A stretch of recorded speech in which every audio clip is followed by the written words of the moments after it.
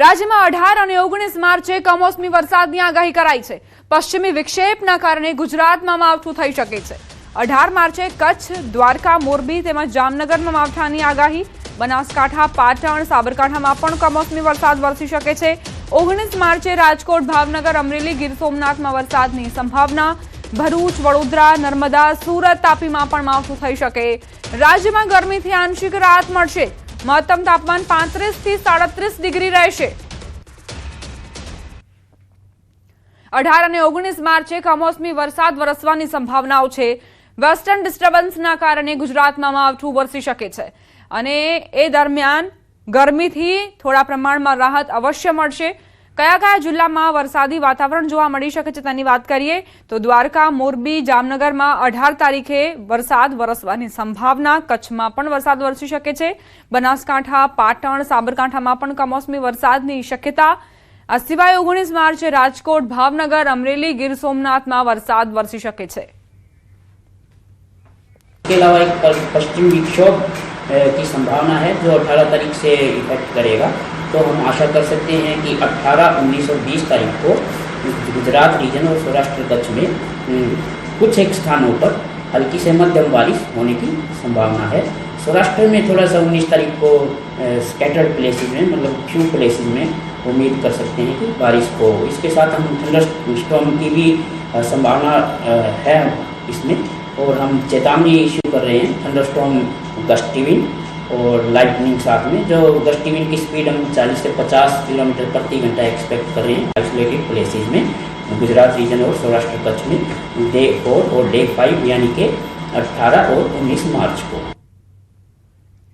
अन्नदाता पर फरी आवी मावठानी घात। मजबूत पश्चिमी विक्षेप आवવાની શક્યતા। ગુજરાતના વાતાવરણમાં આવશે પલટો।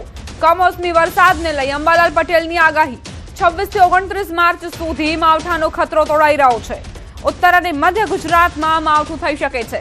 પશ્ચિમ સૌરાષ્ટ્રમાં વરસાદ પડવાની શક્યતા। પવનની ગતિમાં વધારો થવાનું અનુમાન।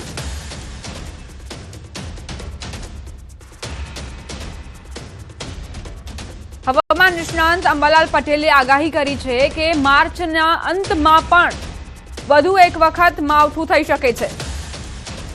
તારીખ 26મી માર્ચથી 29 માર્ચમાં પણ હવામાનમાં પલટો આવશે અને એપ્રિલ માસમાં પણ હવામાનમાં પલટા આવતા જશે। એટલે હવે એક પછી આવતા પશ્ચિમ વિક્ષોભની અસરના કારણે દેશ સહિત રાજ્યના ભાગમાં વરસાદ થવાની શક્યતા છે અને ધીરે ધીરે પ્રી મોન્સૂન એક્ટિવિટીની શરૂઆત થતી જશે। લગભગ ખાસ અસર તો ઉત્તર ગુજરાત, મધ્ય ગુજરાતમાં થવાની શક્યતા રહેશે। મધ્ય ગુજરાતના વડોદરાના ભાગોમાં, આણંદ, નડિયાદના ભાગોમાં અસર થવાની શક્યતા રહેશે અને તેની અસર છે કે અમદાવાદ, ગાંધીનગર સુધી થવાની શક્યતા રહેશે। દક્ષિણ ગુજરાતના ભાગોમાં પણ આ વરસાદની શક્યતા રહેશે। તો ઉત્તર અને મધ્ય ગુજરાતમાં માવઠું થઈ શકે છે તેવી આગાહી વ્યક્ત કરવામાં આવી છે। પશ્ચિમ સૌરાષ્ટ્રમાં પણ વરસાદ વરસી શકે છે। માવઠું ક્યાં ક્યાં વરસશે તેની પણ જાણકારી તમને આપી દઈએ। ગુજરાતમાં વરસાદની આગાહી છે। બીજી તરફ મણિપુરમાં વરસાદ ખાબક્યો છે। દિલ્હીમાં પણ વરસાદી વાતાવરણ જોવા મળ્યું છે। કમોસમી વરસાદ ખાબક્યો છે જેના કારણે લોકોને રસ્તા પરથી પસાર થતા મુશ્કેલીનો સામનો કરવો પડી રહ્યો હતો। ઉનાળા દરમિયાન આ પ્રકારની તસવીરો સામે આવી છે। મણિપુરમાં આકાશમાં કાળા ડિબાંગ વાદળો ઘેરાયા છે। બીજી તરફ દિલ્હીમાં પણ વરસાદ વરસ્યો। ગુજરાતમાં વરસાદની આગાહી કરવામાં આવી છે। કમોસમી વરસાદ માટે ગુજરાતવાસીઓને પણ તૈયાર રહેવું પડશે। 18 અને 19 તારીખે આ માવઠું વરસી શકે છે।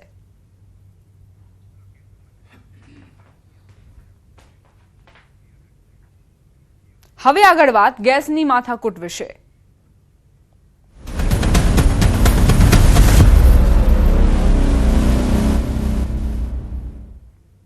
મધ્ય એશિયાના દેશોમાં ચાલી રહેલા યુદ્ધની અસર હવે પાણીની બોટલના બજાર પર પણ જોવા મળી રહી છે। બોટલ બનાવવા માટે વપરાતા પ્લાસ્ટિકના દાણા ગલ્ફ દેશોમાંથી આવે છે। યુદ્ધ પહેલા 1 કિલો દાણાનો ભાવ લગભગ 100 રૂપિયા હતો જે હાલમાં 200 સુધી પહોંચી ગયો છે અને બજારમાં દાણાની અછત પણ સર્જાઈ છે।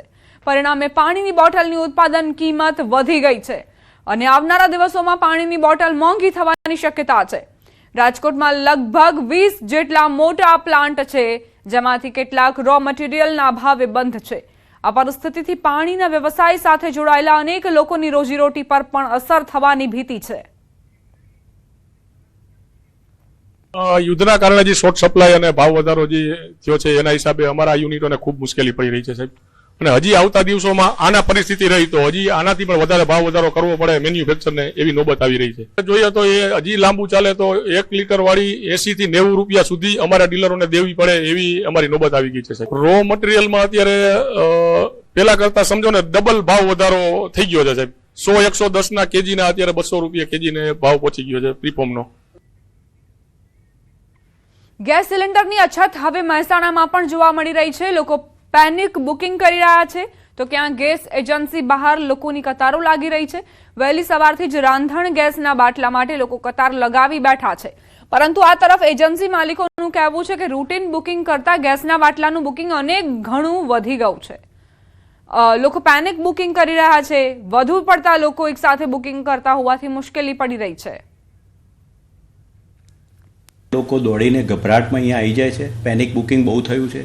જેને ખરેખર જરૂર નથી એ લોકો બી દોડીને આવી ગયા છે. એમને એમ ગભરાટ થઈ ગયો છે કે ભાઈ સિલિન્ડર મળવા નથી. પણ એકચ્યુઅલી અમારી જોડે જે 3 ટ્રક છે એમાં 1100 જેવા સિલિન્ડર અમે લાવીએ છીએ. હમણાં ગઈકાલે અમારે 1510 સિલિન્ડરનો સ્ટોક હતો. એમાંથી 1400 સિલિન્ડરનું ડિલિવરી કરી છે અમે. એટલે પૂરતા પ્રમાણમાં અમે ડિલિવરી કરી શકીએ છીએ. પણ જે સ્ટોક છે એનાથી વધારે લોકો આવી જાય છે એટલે અમે કરી નથી જ શકવાના. મિડલ ઈસ્ટમાં સર્જાયેલી અસ્થિર પરિસ્થિતિના કારણે અમદાવાદના કેટરિંગ વ્યવસાય પર ગંભીર સંકટ તોડાઈ રહ્યું છે. જેમાં પણ કમર્શિયલ ગેસ સિલિન્ડરની ભારે અછત સર્જાતા સંચાલકો વિકટ સ્થિતિમાં મુકાયા છે. આગામી લગ્નની સિઝન પૂર્વે જ ગેસ ન મળવાના કારણે કેટરિંગ સાથે જોડાયેલા લોકોએ ફરજિયાતપણે લાકડાનો ઉપયોગ શરૂ કરવો પડ્યો છે.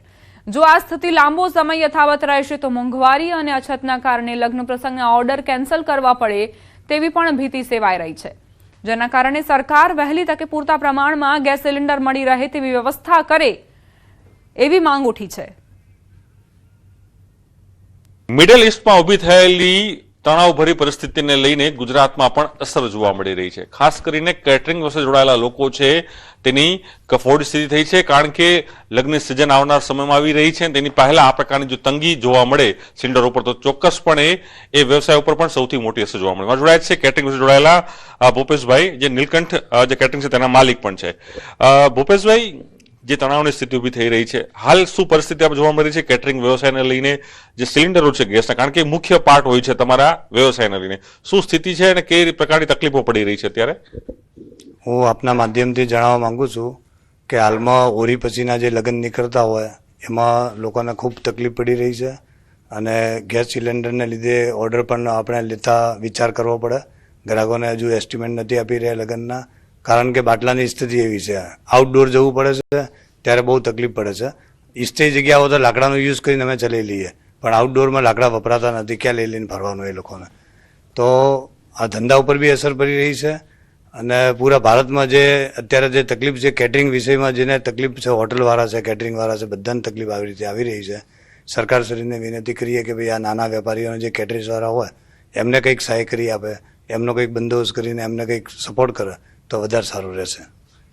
ચોક્કસ આપ જોઈ શકો છો, આ હતા ભૂપેશભાઈ પ્રજાપતિ. તેઓ કેટરિંગ જોડાયેલા છે. તો સ્પષ્ટપણે માની રહ્યા છે કે સરકારે હવે મધ્યસ્થી કરવી જોઈએ અને જે ખાણીપીણી એકમો છે તે એકમોને સિલિન્ડર મળી રહે તે પ્રકારની વ્યવસ્થા કરે. પ્રણવ પટેલનો અહેવાલ, ન્યૂઝ 18 અમદાવાદ. ઈરાન ઇઝરાયલ યુદ્ધના કારણે સર્જાયેલી ગેસની અછત હવે મોરબીના સિરામિક ઉદ્યોગ પર ભારે પડી રહી છે. પ્રોપેન ગેસની કમીના કારણે મોરબીમાં અંદાજે 250 જેટલી સિરામિક ફેક્ટરીઓ બંધ થવાની નોબત આવી છે. જેના કારણે હજારો મજૂરોના રોજગાર પર સીધી અસર પડી છે. રોજગાર ગુમાવતા મજૂરો પોતાના પરિવાર સાથે રેલવે મારફતે વતન તરફ પરત ફરી રહ્યા છે અને સ્ટેશન તેમજ ટ્રેનોમાં પરપ્રાંતીય મજૂરોની ભારે ભીડ જોવા મળી રહી છે. ઉદ્યોગકારોનું કહેવું છે કે જો ગેસ સપ્લાય જલ્દી સુધરશે નહીં તો આવનારા દિવસોમાં વધુ ફેક્ટરીઓ બંધ થવાની શક્યતા છે. गैस की कमी